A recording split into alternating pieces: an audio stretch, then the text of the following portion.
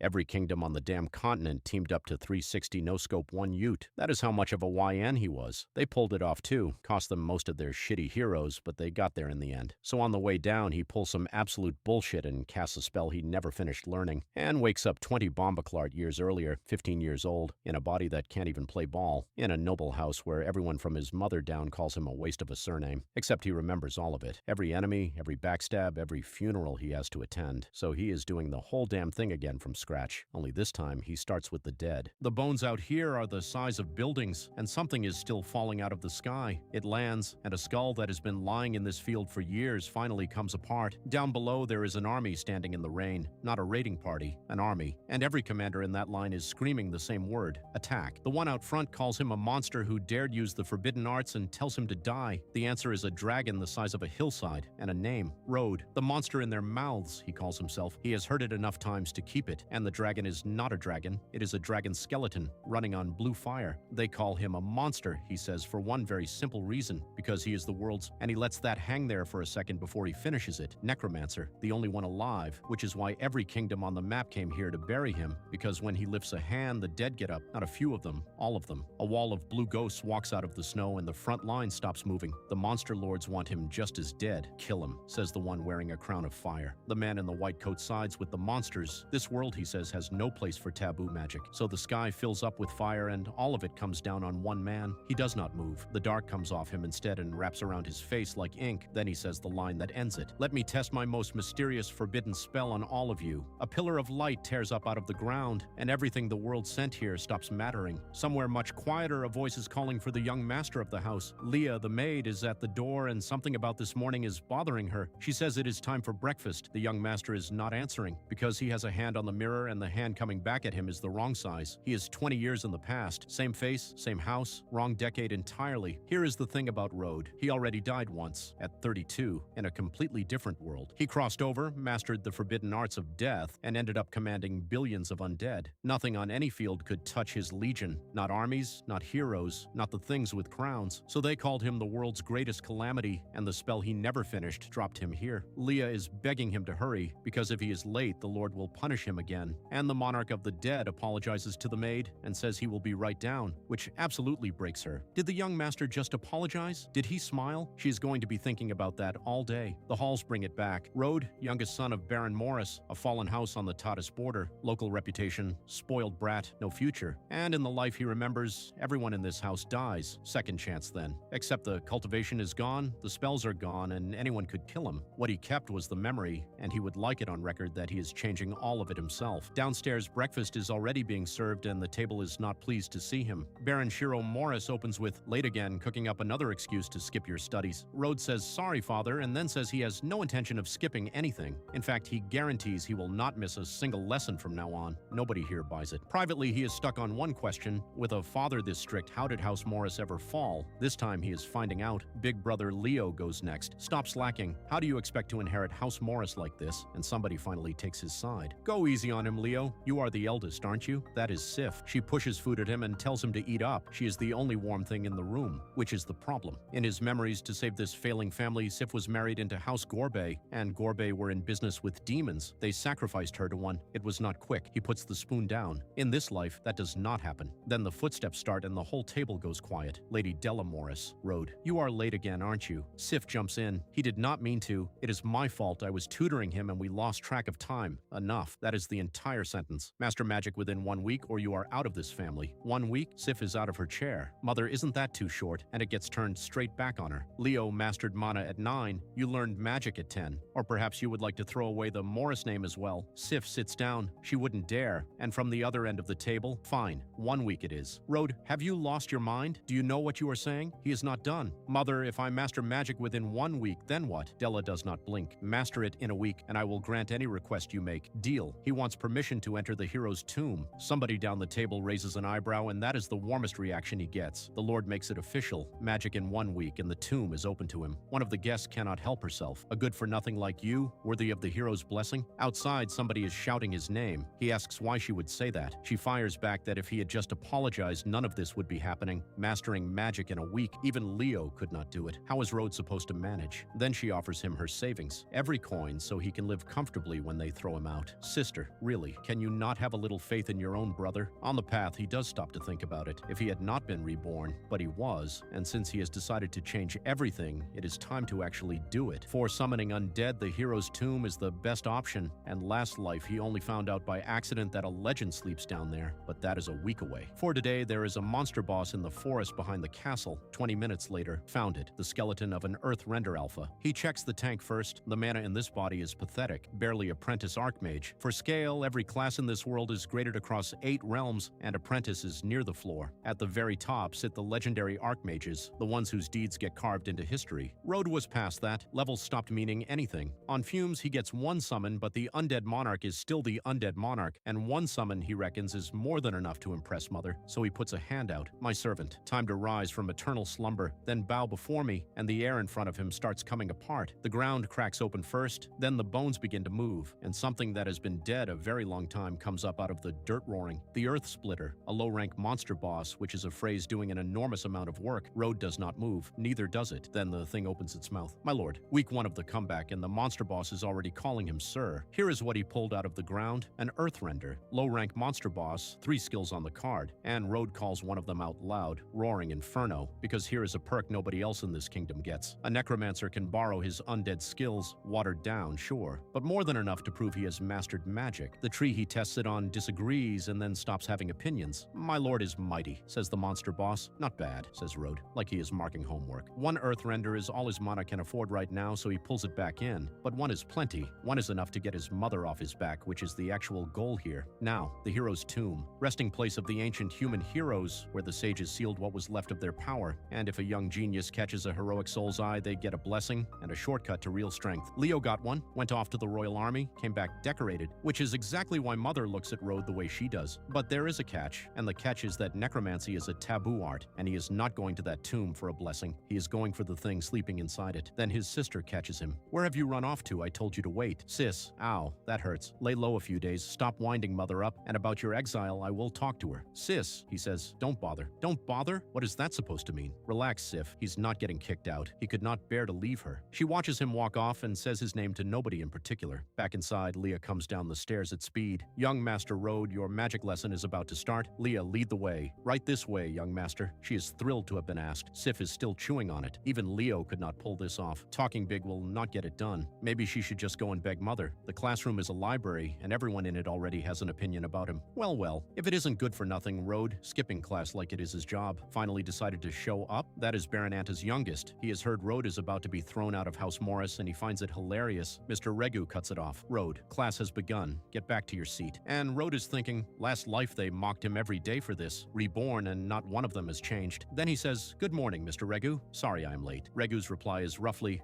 morning. Please take your seat. Because the old man is now quietly working out whether that boy just greeted him and apologized, which is not like him at all. The Anta kid scoffs and calls it hypocrisy, which is rich coming from him. Anyway, lesson. Mana, says Regu, is a powerful and mysterious force. Master it and you specialize. Mage, healer, spellblade, shadow assassin, and so on down the list. Learn magic and you are an apprentice archmage. From there you climb. Beginner, intermediate, all the way up to saint rank. One of the girls puts her hand up. Mr. Regu, what about legendary? They are called legendary because they are living myths, each one a symbol of their nation, their deeds written into the epics, the realm every archmage dreams about, and the Tadas kingdom has not produced one in 700 years. Sitting quietly at the back is a man who used to live several floors above that. Don't get ahead of yourselves, says Regu, and nobles especially. Master mana before 13, or you are behind before you have started. Then the Anta kid pipes up. Mr. Regu, it seems there is only one person here who has not mastered mana. Am I right, Road? 3 years of magic classes and still nothing to show for it. None of your concern. And within 1 week he will have mastered mana and learned magic. The room detonates. Hear that, everyone? Even the quiet ones are laughing behind their hands. Regu just sounds tired. Thought you had finally grown up. Turns out you are the same boastful brat. And Road sits there thinking he would love to show off right now. But Roaring Inferno in a single day? They would call him a freak, so he keeps it in his pocket. That night, Sif goes and finds their mother instead. Ah, Sif, and what brings you here so late? Tea, lace, and a very pleasant tone of voice. Mother, I am begging you, please don't expel Road from the family. The tea goes straight over the rim of the cup. Sif, why would you beg for that waste? House Morris may have fallen, but we still have our pride. Leo mastered mana at 9. You learned magic at 10. And Road, 12 years old, and the Morris family has no place for a pleasure-seeking waste like him. This matter is not up for discussion. Drop it. And Sif is left standing there holding it. Road, what are we going to do? Day 7. At the family's request, they are testing everyone's progress today. And just so you all know, your kin are watching from the windows, so show me what you have got. At the window, Mother, what if he actually pulls it off? Why watch, says Della. We know how this ends. He will disgrace us again. Sif keeps her hand on the window anyway. Road, can he really do it? Down below, Baron Anta's boy is having the best morning of his life. Finally, I get to watch Road eat dirt. He has been counting the days for this. You waste. Let me show you what real magic looks like. He declares for Elemental Mage and calls his shot Fire Blast. And it is, to be fair, a genuinely enormous fireball.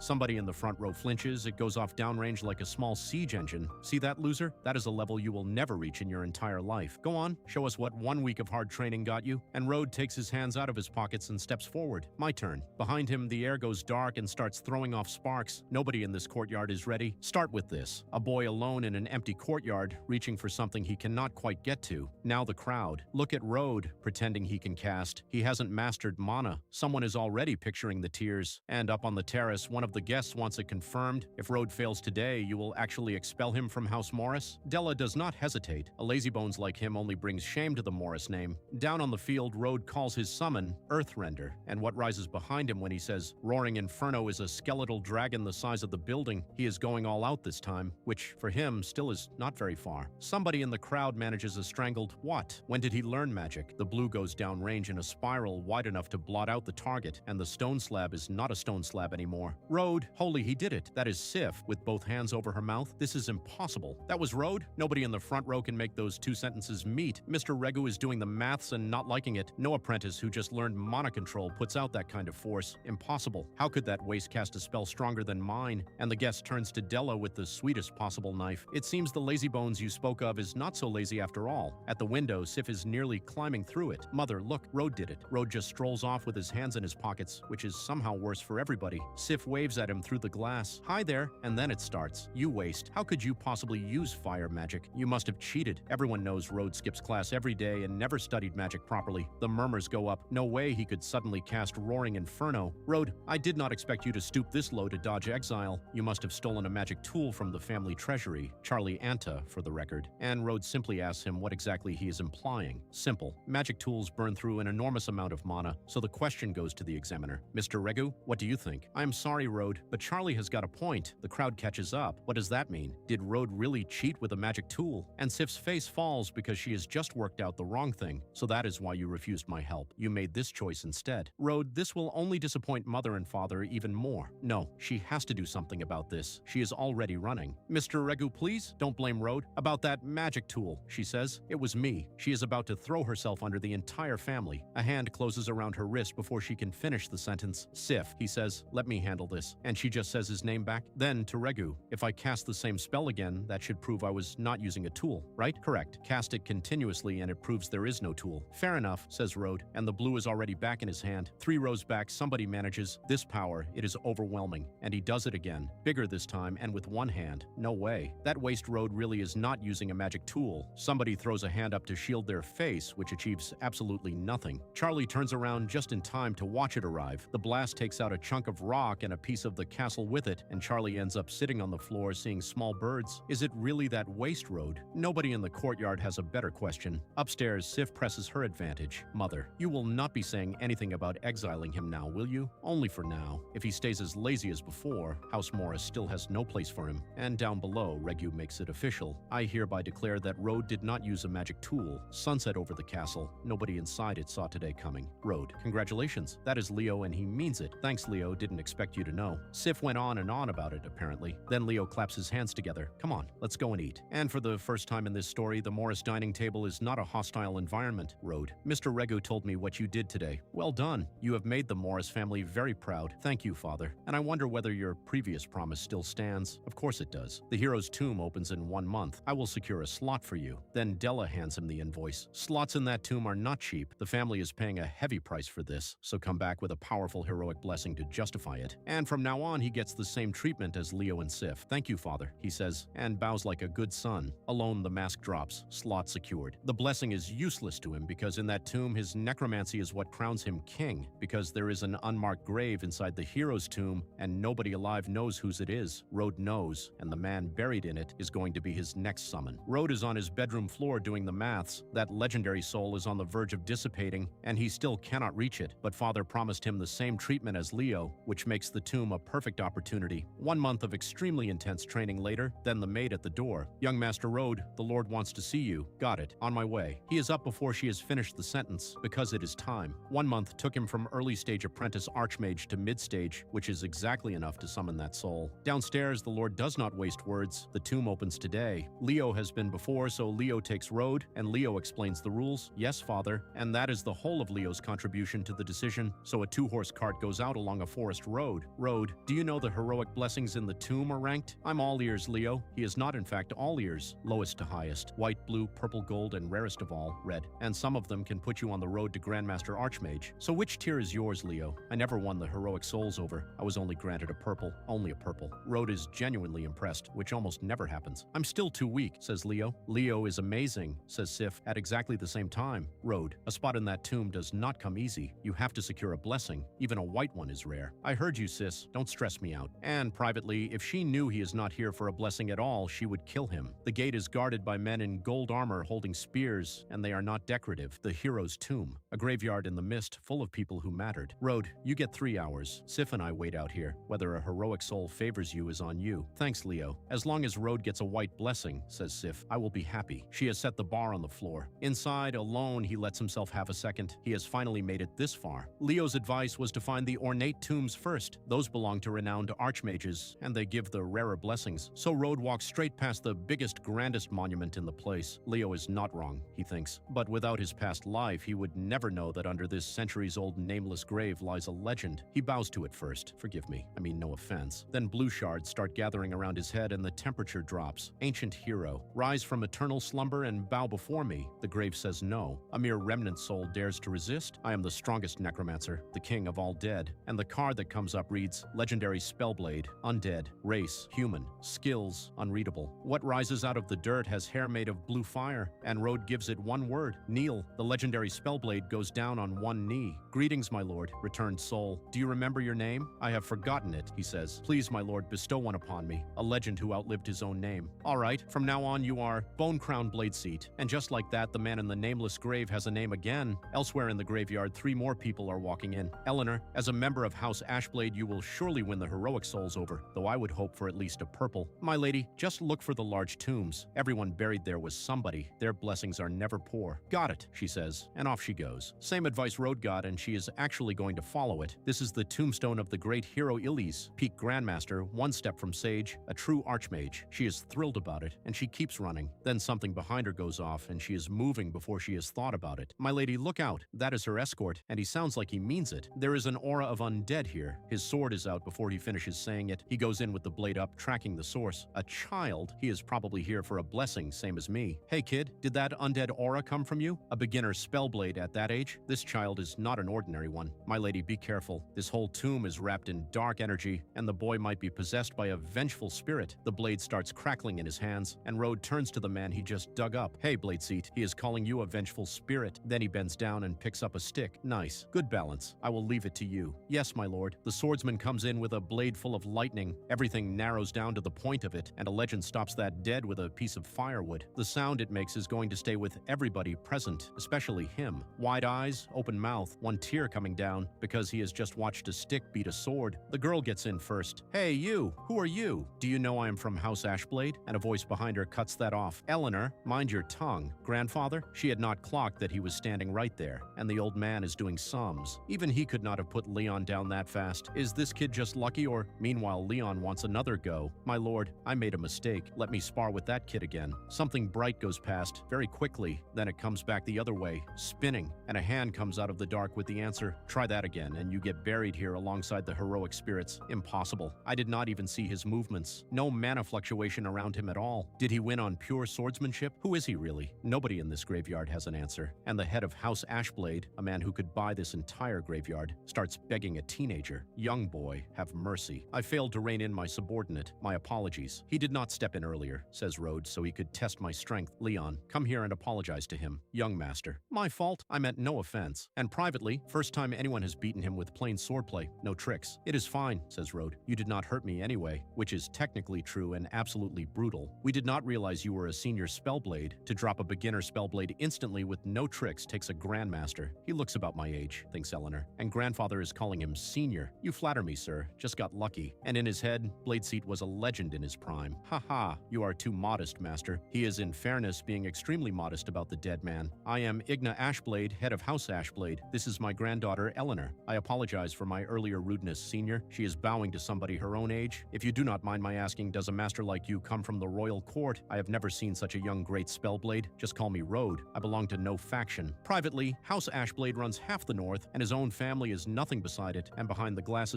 if we could get him on our side. Master Road, you are about my age, right? Are you here for a heroic blessing too? How could someone like you not have one yet? Sorry, master. She hears how that sounded about a second too late. Then the old man starts coughing and something dark comes up under his skin. Grandfather! Both grandchildren reach him before he goes down. Lord Ashblade, you appear to have been cursed by an evil spirit. Master, can you tell what is wrong with him? We have brought in so many healers and not one could work it out. Our grandfather was ambushed by demons in a battle decades ago. He has been like this ever since. I'm fine, says the old man, who is not. That explains it. He is carrying an evil spirit curse laid on him by demons. Master Road, if you can diagnose it, then you must know the cure, right? Master, if you can save my grandfather, House Ashblade will agree to anything you ask. Remember that sentence? It gets cashed. Injured fighting demons? He barely blinks. Extremely simple. Curing him, he says, is not difficult. The room stops working for a second. Really? Are you serious, Master? Nobody standing there quite believes it. Of course. Though to burn it out completely, I will need to prepare several items. Wonderful. Grandfather can finally be cured. Eleanor is crying and not quietly. Master, this is our family's communication tool. Contact us anytime. Whatever you need. Mr. Road, I will come and collect you when you are ready. And contact me if you need anything at all. Very well, says Road, pocketing an entire noble house. Alone, he does the accounting. Bladeseat boosted him hugely, but after all those centuries, the man is running at about 1%. But with my help, he will certainly return to his peak. And then, from the Road, Sif has been waiting 3 hours. Which heroic spirit blessed you? What tear? She has been holding that in all afternoon, and it lands like cold water. He forgot. There is no way to explain that what he got in there beats any blessing going. Road, I don't sense any blessing on you. That is Leo, and Leo can tell. So what exactly is going on here? And you did not receive any blessing in the tomb? He has about 1 second to think of something. Leo takes it badly. Road, you have disappointed me. I thought you had changed. You are exactly as disappointing as ever. Sorry, the heroic spirits didn't like me. Privately, there are no necromancers in this world. A blessing was never going to help him.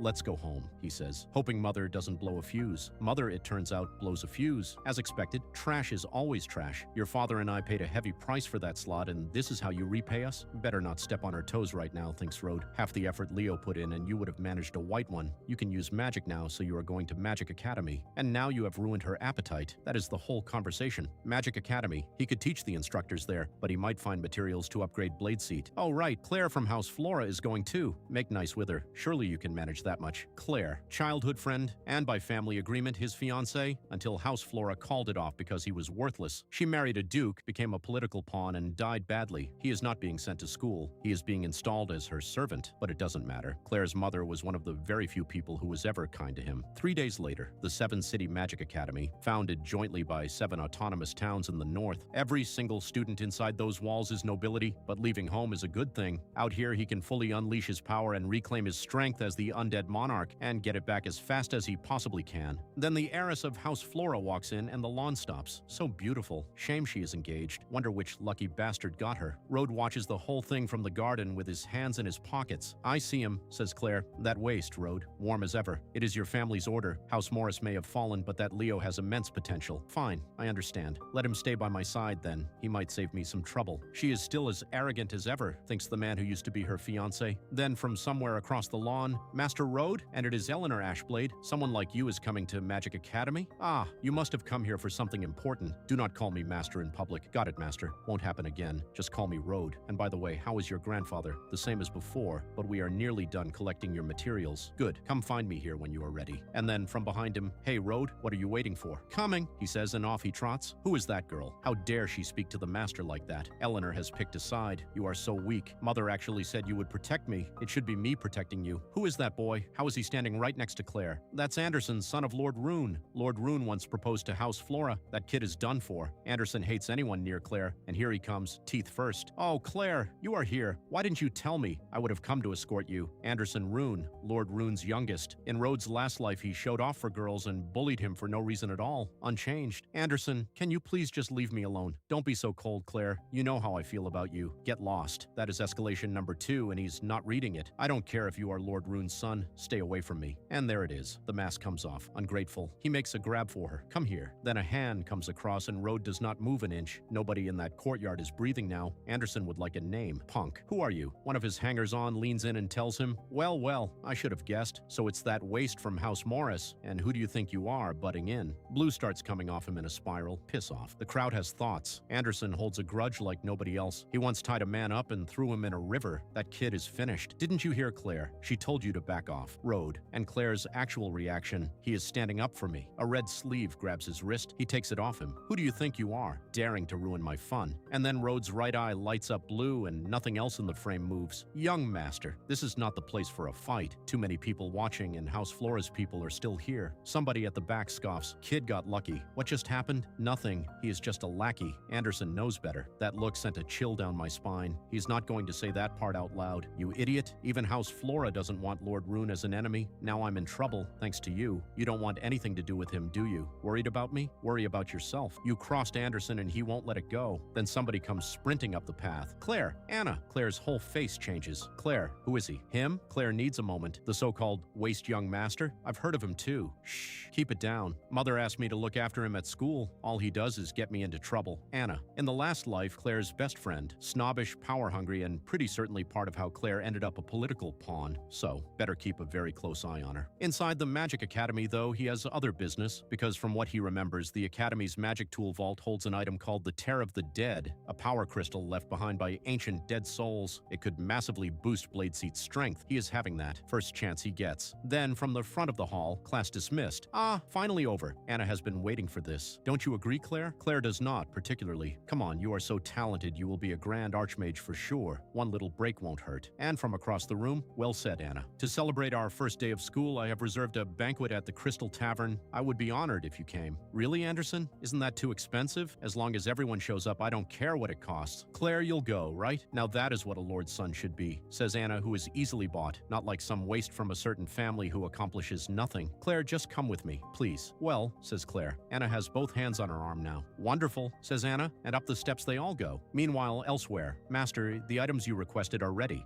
Come and pick me up at the Crystal Tavern, because he is going to that party whether he is invited or not. Rode, who exactly said you could tag along? In his past life, Claire vanished for days after this gathering, and when she came back, she was completely gloomy. So he is going to follow, and he is going to see what happens. Hey, how dare you ignore me? Rode, school is over. You don't need to follow me, it's all right. If Rode wants to come, let him join us. And privately, you made me look bad. I'm going to teach you a lesson. As expected of young Master Anderson, so forgiving. Geez, is he obsessed with Claire or something? The Crystal Tavern at sunset. It looks lovely from the outside. Hands reach for the doors and pull. Everyone, enjoy yourselves. My treat. Anderson's the best. Aren't you coming over? In a minute, says Rode, because a bald man in a mask has just shoved a goblet into his face, and on the table beside him there is a sword and a shield, and both of them are still wet. These people are true mercenaries. They dice with death every single day. Blood, booze, and beauty. That is what these men live for. And Claire is a renowned beauty, so that is what happened in his past life. Claire, it is getting late. Your mother will worry. Let's go home. Well, she says, and she pulls her hand out of his. Rode, I have had enough of you. Following us is one thing, but now you want Claire to leave before the party has even started. Yeah, Rode. I promised Anna. I can't go back on my word. Rode, don't push your luck. Claire is my guest. Leave if you want, but show some respect. Is this how your family raised you? And over at the next table, somebody has noticed them. Well,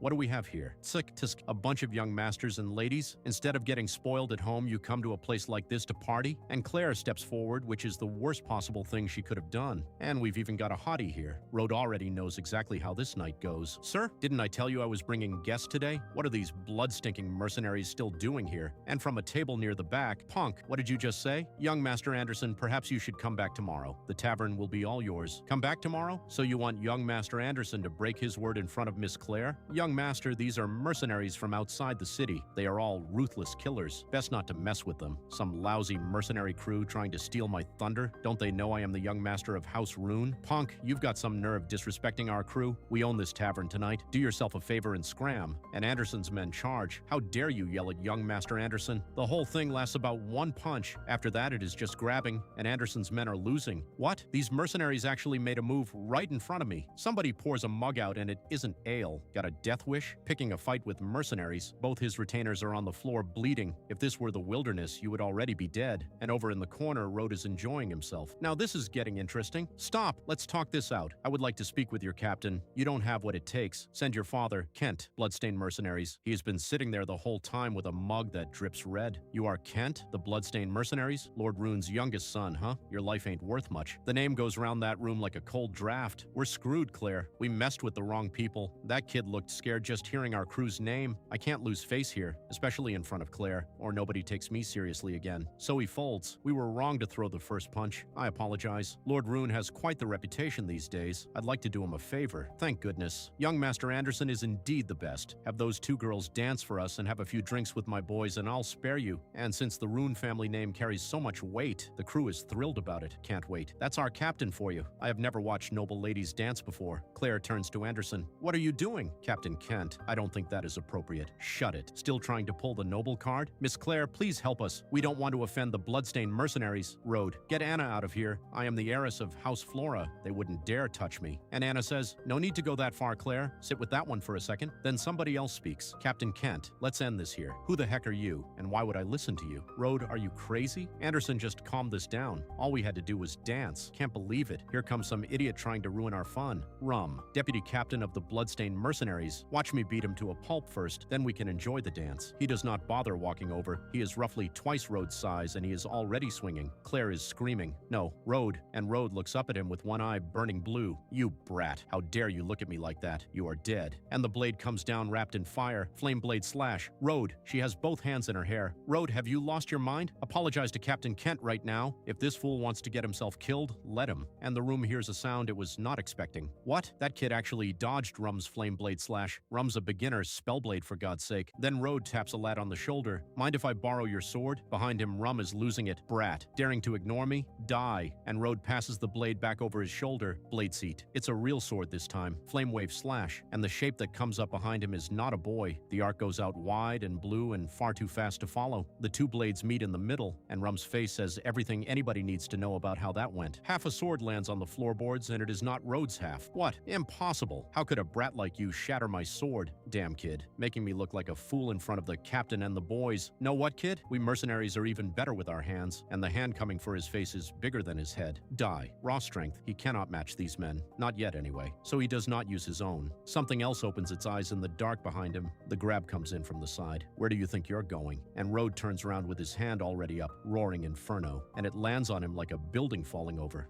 Bang. The second one puts him in the air with his arms and legs going 4 different ways. He comes down with blood on his face and one eye gone completely white. No way. That waste just put down the deputy captain of the Bloodstained Mercenaries. Anderson would love to be hallucinating, and every man in that crew stands up at once. Kid, know what we do to people who touch the Bloodstained Mercenaries? We cut you into pieces and feed you to the dogs while you watch. Damn it, Road. So he can fight. He is also completely finished, and he is taking the rest of us down with him. Young Master Anderson, let's go while Road holds them off. Agreed, says the room. It's his fault, and we would rather not be involved. Anna has her by the wrist. Claire, let's go. But, Road, stop worrying about him unless you want to stay and drink with that lot. And Road watches her leave. Claire is out. That makes this much simpler. Don't worry, I won't kill you. I'll hurt you all night, then have House Morris buy you back in the morning. If this cannot be settled quietly, he will kill every man in the room, and that captain would make a decent undead servant. Then a voice comes from the doorway. And how much is your life worth, Kent? Who's there? Looking for death as well, are we? Whoever it is, he does not stop walking, and Kent's face falls straight off. Lord Leon, why are you here? Master Road, did these men hurt you? Road says absolutely nothing. Ha ha, listen to me. As if this lot could lay a finger on you, Master. What is going on? Why is Lord Leon being polite to this kid? And why is he calling him Master? Kent, who gave you permission to put a hand on the Master? House Ashblade's honored guest, and that is the sound of a man's entire night ending. Lord Rune is nothing next to House Ashblade. They own the North, and if he has offended them, the whole crew disappears tonight. Master Road, I was blind, I was rude. I should never have crossed you. Please have mercy and spare the Bloodstained Mercenaries. Captain, his own men have never once seen him do that. Master Road, this is the token of the Bloodstained Mercenaries. Please forgive our rudeness. From tonight, we are yours to command. A mercenary company can be useful to a man like you. The captain is handing that kid our pledge of total loyalty. Who is he, actually? Quick on the uptake, buying off my temper. Still, with Blade Seat at his side, a living mercenary corps is worth more than a dead one. For Leon's sake, he says, I will spare your lives. And he takes the dagger off him. Then he looks up, but punishment is still necessary. Something goes through that room fast enough to take the lamps with it, and Kent gets about half a second to work out that it is standing behind him. The thing that comes for him has hair that moves on its own, and it is in no hurry. The rest is bone and a face that will be remembering tonight for a very long time. Let's go, says Leon. Somewhere Somewhere behind them, a grown man is still begging. Right, says Rode. Captain, he's gone, and nobody in that crew moves until the door shuts. It was that, Kent tells them, or the bloodstained mercenaries get wiped off the map. Master Rode, Lord Ashblade has been waiting for you. Ashblade Estate, this is what a colossus looks like from the road. Master Rode, you have finally arrived. Eleanor has clearly been at that window all afternoon. Here are the materials you asked for. Will these be enough? A bone fragment, a red sphere, a blue crystal, and a clear orb. They are incredibly rare, she says. It took an enormous amount of effort to gather them. That'll do, and he puts a hand out over the plate. Everything on that plate goes up in blue fire at once, and the head of House Ashblade sits very still and hopes that was supposed to happen. Then Rhodes' arm comes up and his voice changes. Step aside. Eleanor and Leon get out of the way extremely quickly, and the thing that has been living inside that old man all these years finally shows its face. It comes up out of him screaming, with a hand already reaching for somebody. So this is the evil spirit that has been cursing her grandfather for 10 years. Leon cannot believe the thing cannot break free, and to think he once drew a sword on this kid. Rhodes sounds almost bored about it, still struggling. Then he punches an evil spirit in the face and starts squeezing it down into something roughly the size of his fist. One word, and it stops being anybody's problem. Seal. Done. First stone of death he has refined since coming back, and he honestly wasn't sure it would work. Leon is beside himself. Over a decade of torment, and he took it out like a splinter. Eleanor is straight over to him. Grandfather, how are you feeling? Miss Eleanor, says Rode. I would step away from him for a moment, and behind the glasses, the old man's eyes go completely round. What is happening? Nobody has told her anything. Now that it is out of him, says Rode, his strength starts coming back. Then Igna Ashblade stands up, and the air in the room starts moving on its own. My power has returned. No, he has gone from mid-stage intermediate archmage to peak, one step off advanced. At his age, he says, still laughing, a shot at the advanced archmage realm. Ever since the old master was cursed, House Ashblade has been quietly squeezed by the other families, and all of that just changed, thanks entirely to Master Rode. Eleanor still has no idea what she watched. Grandfather, what is going on? The curse sat in him for over 10 years, says Rode, and the whole time it was quietly tempering his body. So he turned a curse into a gift. That is one way of putting it. Exactly, says the old man with a hand on her head. His power back and a free promotion on top. Everything House Ashblade has lost over the years, he says, they are taking all of it back. Master Rode, thank you for removing the curse. From now on, House Ashblade follows your orders without question. Not necessary, says Rode. He got what he came for. Though he does have one question. Ask away, says a man who would currently agree to almost anything. Whatever cursed you was an advanced archmage while it was alive. Where exactly did you pick it up? Over a decade ago, the Empire ran a crusade against the demons. It happened at Wailing Valley, and that is where he walked into the trap. Wailing Valley, full of high-rank monsters, so he cannot force his way in yet. But when he is stronger, there are more stones down there. Master Rode, somebody is coming up the road at considerable speed. The residence he asked for is ready, right next door to the Seven City Magic Academy. Rode gets down off the carriage with his hands in his pockets. He asked for somewhere to crash. Not this. It is a palace, and he lives there now. Meanwhile, elsewhere, somebody has not stopped laughing. Grandfather, you have been going like that for a while now, and Master Rode left ages ago. Sorry, Eleanor. He is just happy. Most powerful man he has ever met, about her age, and she should get to know him properly. I know, Grandfather. She says it going slightly pink, and now his strength is back. There is a score to settle with Rustblade. He has always suspected the curse was his doing. Flora Estate, night, and it has started snowing. Claire gets home late, and somebody has been waiting up for her. Did you meet that boy from House Morris? Did the two of you get along?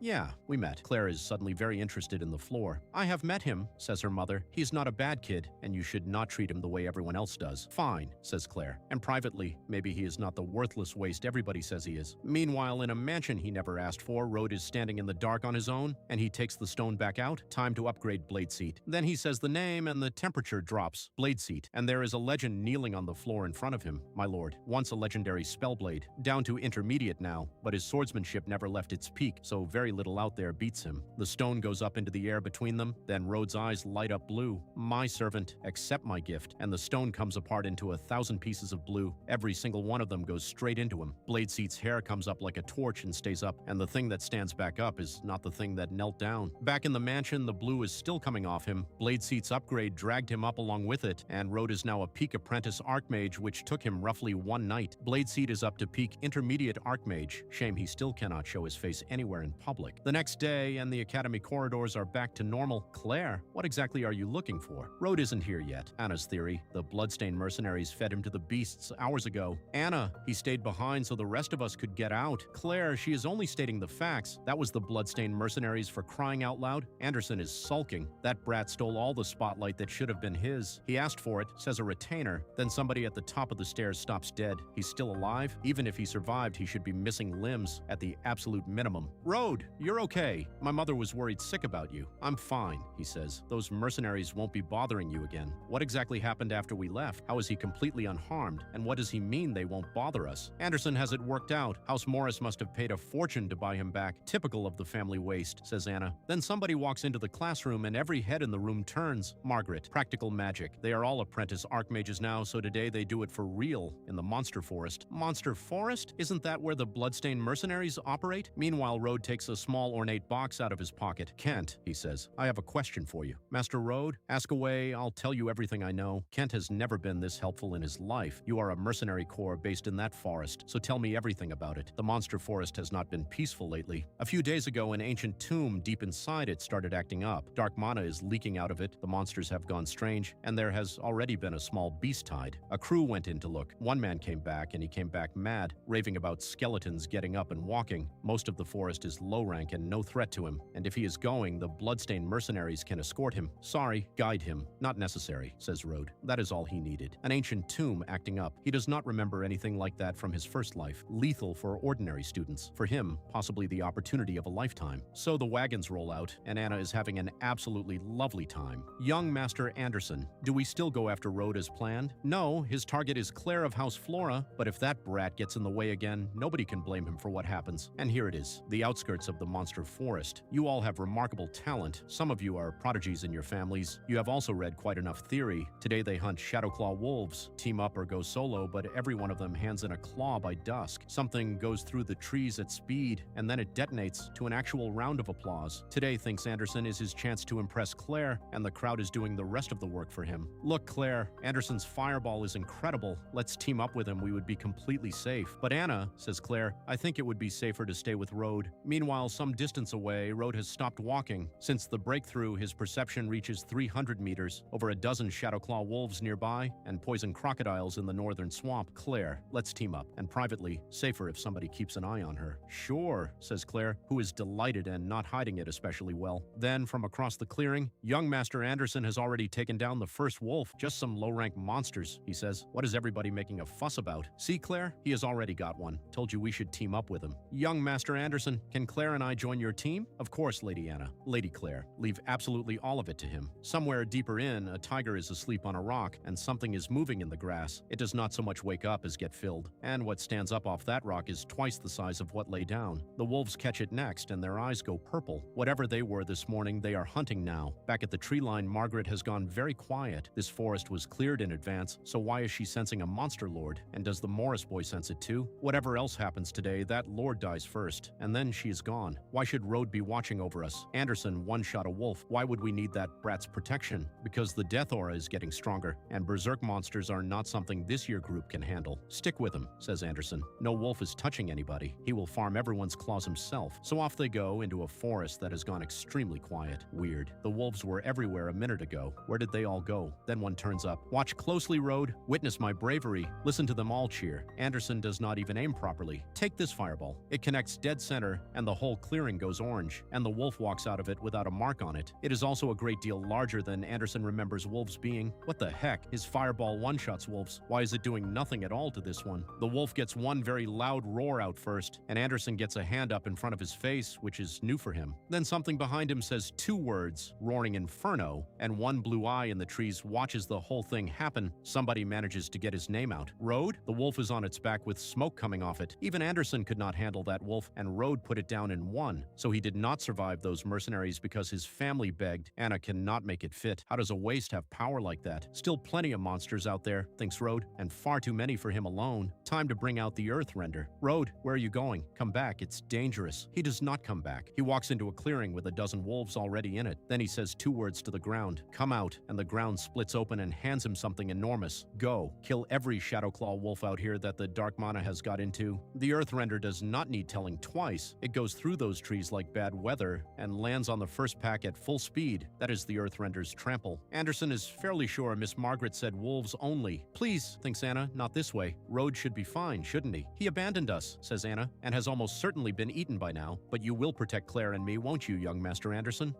Yes. Out in the trees, something is being taken apart, and the thing standing over it is a good deal larger than the wolf. These ones aren't touched by the dark mana, says Rode. Let them go. The ones that were do not get that option. Then something starts moving in the undergrowth. Did it really come this way? say? Anna would rather it hadn't. Shadowclaw wolves. Thank goodness, says somebody. Not the Earthrender. Don't worry, it's only Shadowclaw wolves. Claire, Anna, he promised to protect them, and he will. Deeper in the forest, Margaret is holding what looks like a very small sun, and she gives it a name out loud. Heavenly Fire. The whole forest gets considerably brighter for a second. Finally got rid of that monster lord, she says, standing over what is left of it. It was much stronger than it had any right to be, and she felt dark mana coming off it. Something deep in this forest has gone wrong, and then something else starts moving out there. Whatever she has just felt, Margaret's face changes completely, because there are hooves coming through the dark. An armored boot comes down in the water. There it is. And this is what has been leaking into the entire forest, something that came back up out of an ancient tomb, an undead knight. It is what has been driving every monster out here mad. Peak beginner, archmage at the very least, possibly intermediate. She is mid-stage beginner, and if she lets it walk past her, every student in that forest is dead, so she is putting every drop of mana she has into one strike, and she does not hold a single thing back. Heavenly Fire. Meteor. Something the size of a building comes up over the tree line. It hangs there for a moment, and then it comes down. The blast takes the clearing, the trees, and most of the hillside with it. Did I do it? She sounds like she is genuinely asking, and the answer goes past her fast enough to move her hat. Then, from somewhere in the dark, it's over there, the undead, and it rides on through the trees, looking for something else entirely. Elsewhere, the work is finished. Well done, Earthrender. Return. Then Road stops moving completely. He knows this aura. Looks like the real thing has decided to come and find him, and what comes up that path has blue fire where its face should be. You, undead, an ancient knight dragged back up by dark mana. I am the undead monarch. Shouldn't you be on your knees? And then he stops asking politely, now, kneel. The answer comes down at him hard enough to ring. The knight brings the sword up, and blue fire pours out of the helmet, and the first exchange goes off like a hammer landing on an anvil. The second one takes a decent chunk of the tree line with it. Road has never felt dark mana this thick in his life, and a long way off, a column of it goes straight up out of the forest. Claire cannot stop shaking. What is that thing? Says Anna. That is the direction Road went, so he is probably finished, offers somebody helpfully. And on the far side of all this, Margaret is on the ground and not moving much. Whatever she is looking at, she has nothing at all to say about it. That is where the students are. She has to stop it, but it goes straight past her because it has found something it wants more. Dark mana left you one sliver of sanity, says Road. You hunt the strongest thing you can find, and you eat it. You have picked wrong. Pathetic, he says. Let me put you out of your misery. The spear comes round at him anyway, and it comes round fast. Powerful king, says the knight, which is at least the right address, and then it finishes the sentence. I will never submit. So it comes at him at a full gallop with the spear leveled at his chest. Head on at the realm he is currently sitting at, he cannot take this thing. So he does not go head on. Necromancy art. Memory echo. And then Road's eyes go completely black. Enjoy this. He puts something in its head. This is an illusion I made for you. And just like that, the knight is no longer in the forest. It is on its knees somewhere else entirely, with blood all over its sleeves. A war it already lost once, running again in front of it in full color. And whatever it is seeing in there, it starts screaming. And this, says Road, is the grave I have prepared for you. Perfect. This thing's realm is about level with Blade Seat's. Good chance to see what he can actually do now. This will be Blade Seat's first fight at full power since he came back, and Blade Seat has been waiting for this. My lord, I shall slay this foe for you. Memory Echo has taken the last of the knight's mind. Attack, attack, I'll kill you. Blade Seat has been waiting centuries and does not need telling twice. The two of them go through that clearing like a weather event. Spear one way, sword the other, and both of them too fast to follow, and something detonates hard enough to take a wall out. Then the blades meet properly and the noise reaches the students. The decking they were standing on stops existing altogether. Blade Seat is faster than it. He is also plainly enjoying himself. The knight gets the spear up in time,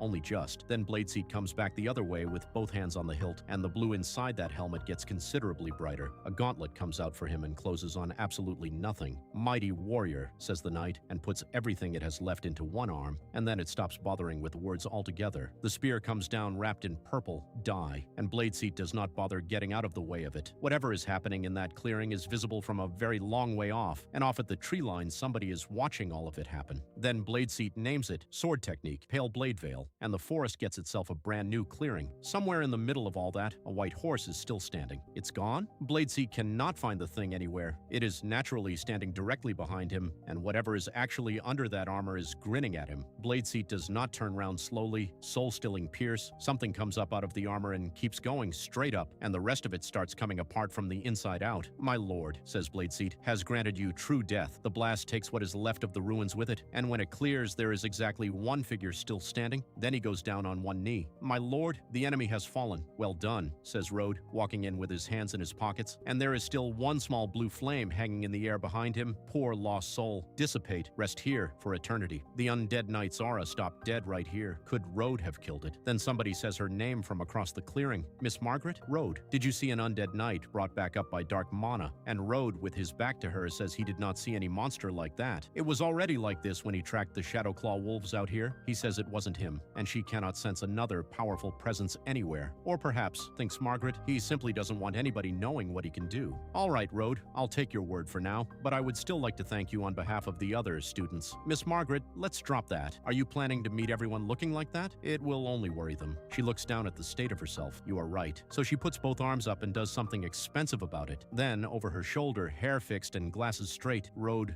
where is he gone? He was standing there about 4 seconds ago. Follow the dark mana back and he should find the tomb Kent told him about, and it gets thicker the further in he goes. This is where they brought that knight back up. The whole cave is still turning over with it. He walks straight into the middle of that without slowing down. Then he stops and there is nothing casual about it. Found it. It's here, exactly where he thought it would be. Something in the dark decides it does not care for visitors. It gets one word and it is not a long word. Scram. It does not get the chance to argue about it either. An artificial magic formation. Somebody used dark mana stones and a formation to drag an ancient knight back up. This is what broke the monster forest. Somebody is running something behind the scenes. Petty tricks, he says. It doesn't even qualify as necromancy. It's an insult to the undead. Whatever they were after, the dark magic stones belong to him now. They might come in handy. Meanwhile, back at the tree line, thank goodness. Everyone is safe and that knight never made it here. You have all finished your assignments? Then they leave for the academy as soon as everybody is back. Miss Margaret, Rode isn't back, and a terrifying mana vortex went up right after he ran into the forest. Claire, are you telling me the vortex came after he went in? Yes, I knew it. That revived knight was taken down by Rode. Just how strong is that kid? He went in alone, hope he's all right. Ran away more like. Miss Margaret, you trusted that coward to watch over us? Rode will be back soon, she says, and nobody is leaving until he is. Who knows if he can even make it back? Probably inside some wolf by now. By the way, Miss Margaret, what exactly was that mana vortex? And the wolves seem different too. A mana eruption deep in the forest, she says. Nothing to worry about. She has checked. The wolves are perfectly ordinary wolves. So the idiot really did run the second he got the order. He got lucky with that wolf, that's all. Anderson could have done the same. Oh, the deserter's back. Can't believe he has the nerve to show his face. Rode, are you okay? I'm fine, Claire, he says, and he means it. And Anderson, standing right there, has absolutely nothing to say. Rode,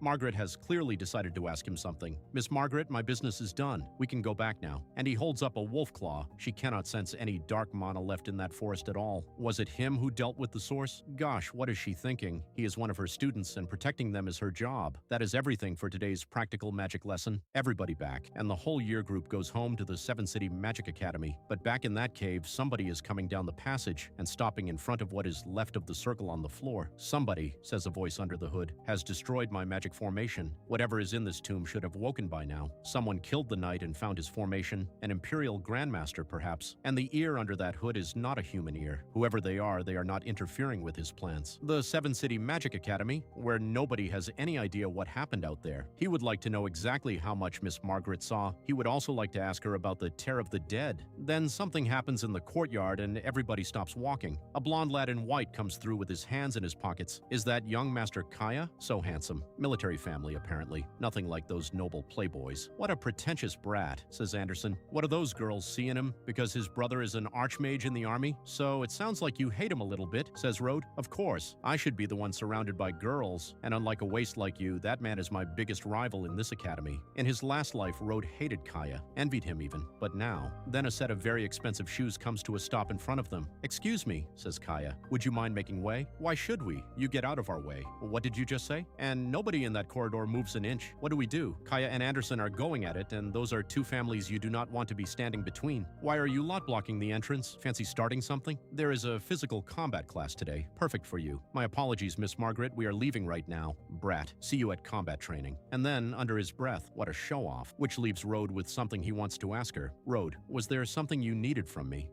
Could I possibly be excused from this afternoon's combat class? Oh, you don't want trouble. Or is there another reason? Perhaps you'd rather your classmates didn't see what you can really do. Rode's eyes close about halfway, which is never a good sign for anybody. Let me guess, she says. You didn't come here just to ask for leave. You got me, says Rode. Ever heard of the Tear of the Dead, Miss Margaret? She has. Left behind by powerful figures of the ancient world, and nobody here ever worked out what it does, so it went in the vault. And then she catches up with him. You want the Tear of the Dead? He does not bother dressing it up at all. Yes, sorry, Rode. I don't have the authority to take something that precious out of the vault. Even you don't have the authority? Not on her own, no. Unless he agrees to her terms, she can introduce him to an old old professor who does, provided he turns up to combat practice this afternoon and impresses her. If it means that much to him, she thinks, he won't say no, and she would very much like to see what he can do. Rode looks at her for a long moment. This woman. Fine, he says after a considerable pause. You win. And so that afternoon, the training grounds. There is a girl with a long braid, warming up in the middle of it. Is that Miss Eleanor? Outshines Miss Claire even. Her family is mysterious apparently, and even Kaya treats her with respect, and here he comes now. They say he has a crush on her. Turns out that isn't just a rumor. Miss Eleanor, long time no see. How has your grandfather been keeping? Thank you for asking, young Master Kaya. He is doing very well. She does not mention why. Then she spots somebody across the hall. That's Master Rode, and her whole face lights up before she can stop it. Master, one finger goes up in front of one mouth, and it is not her finger, so both of her hands go over it instead at considerable speed. Unfortunately, somebody has been watching every second of that. Who is that kid? Miss Eleanor just ignored him for that? And then the doors come off their hinges. Kaya, you are going to pay for this morning. Very well, says Kaya. As it happens, he is in a bad mood himself. Meanwhile, over on the benches, hey, Shorty, I seem to recall you were blocking Kaya's path this morning as well. What's going on? Looks like Anderson and Kaya are about to have a combat duel. I don't know what beef the two of you have got going on, but remember, this is the combat arena. No magic allowed. Sir, I request a spar with Kaya. I can fight just as well as I do magic. Kaya, are you willing to accept the challenge? I am. You asked for it, so don't blame me for what happens next. Let's see if you keep that pretentious act up while you're eating dirt. What do we do, Claire? Anna does not like the look of this at all. Anna, I thought you had faith in Anderson. She does, but apparently Kaya learned military combat from his big brother. Anderson has been waiting a very long time for this moment. You smug prick. I cannot wait to knock your teeth in. So he goes in swinging, and he is not slow about it. Kaya comes up from underneath him without appearing to try, and Anderson's face does something it has never done before. Then the foot arrives, and the whole arena hears it. Bang. Young Master Kaya is so cool, he's amazingly strong. Claire, don't you think Kaya's handsome too? Good family. Strong. He is literally Anna's Prince Charming. Give it up already. You are no match for me. Apologize now, and I will forgive your rudeness. Anderson's answer arrives on the floor between them. Screw you, you brat. And up he gets for another go, which lasts about as long as anybody would expect. You did ask for it, says Kaya, almost politely. Bang. And that is the end of Anderson's afternoon. Margaret watches all of it without changing expression once. Stop watching, says a voice. Soon you'll be down there begging, just like that punk. Even a second time around, thinks Rode. There are always arrogant fools. Kid, remember, do not get in our way again. In his last life, he was a necromancer past the legendary realm. He settled everything with an undead legion and rarely used his hands, which does not mean he doesn't know how to fight. Get it now? And somebody on the floor swears quietly. Then Kaya turns around because something has just gone past him. It comes down from a considerable height and it does not bounce. The floorboards do not survive the experience, and the boy who did it is sitting down with his chin on his hand. Over on the side, Margaret sits up very slightly. If she's not mistaken, says Claire, Rode just did that. He is already back on his feet and completely relaxed about it. Oh crap. He held back and he did not expect the man to be that fragile. Kaya, meanwhile, has stopped looking polite about anything. He crouches down next to the man on the floor and says nothing at all. Then he stands up and his eyes have gone purple. Footsteps come across that arena, unhurried and very clear, and they stop right in front of him. Rode, right? We were only sparring here. Did you have to go that hard? Don't worry. I held back. He'll be fine. Besides, I don't think you have the right to say that, Kaya. Nobody in that arena was expecting that particular sentence, and the purple in Kaya's eyes goes up a shade. Oh, yeah? It's bad, Claire. Rode has provoked Kaya. That idiot is finished. Even Anderson was no match for him. Young Master Kaya is furious now. Isn't that the waste from House Morris? How did he dare provoke Kaya? And Eleanor has both hands over her mouth. Would Master Rode cripple that Kaya boy? She hopes not. Show me what you've got, thinks Margaret, if you want the tear of the dead. Then Kaya's expression changes all over again.